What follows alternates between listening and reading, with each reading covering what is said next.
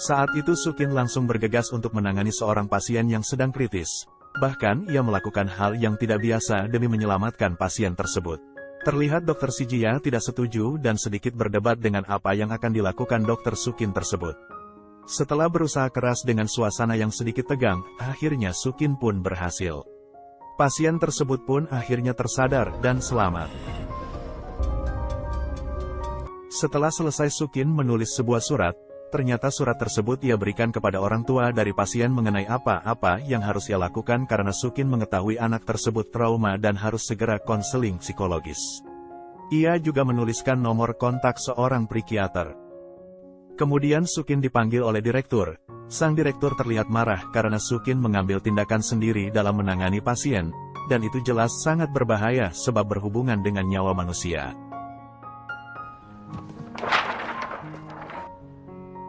Setelah itu Sukin pun mengeringkan pakaian yang diberikan oleh Songyan untuknya, dan di sisi lain Songyan sedang kembali ke rumah keluarganya.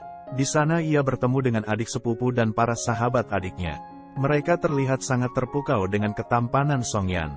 Ternyata Miao Miao sedang berencana untuk menjodohkan Songyan dengan salah satu sahabatnya. Namun Songyan hanya bersikap biasa saja pada mereka semua. Ternyata kedatangan Songyan ke rumah itu tak lain adalah untuk mencari barang pemberian Sukin dulu. Ia malah tetap berusaha menemukannya.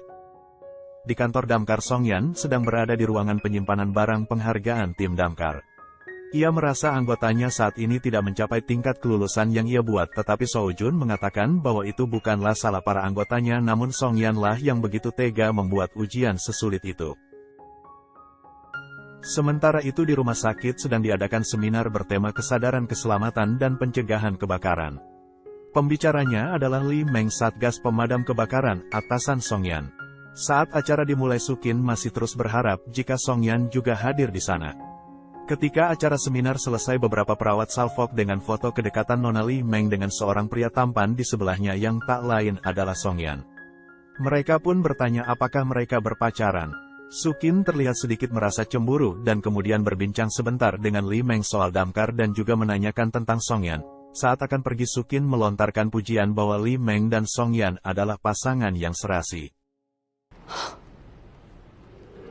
Setelah itu sebuah info kembali masuk.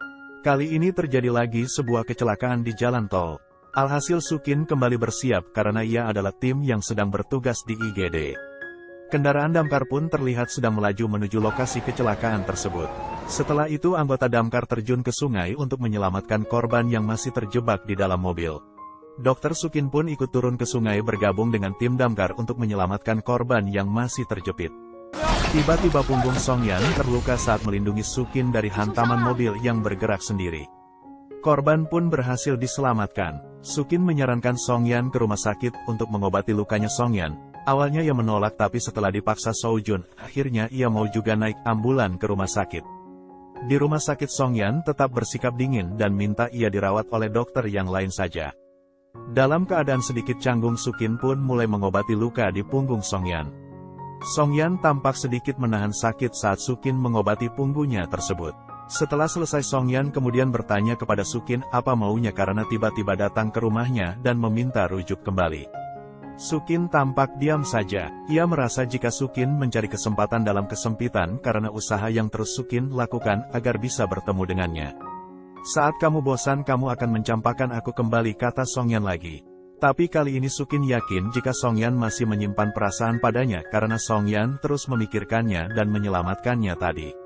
Sukin terus mendesak kenapa Songyan melakukan semua ini padanya. Akhirnya Sukin mengatakan jujur bahwa ia pernah mencintai Sukin. Sukin merasa senang dan terharu mendengar pengakuan Songyan tersebut.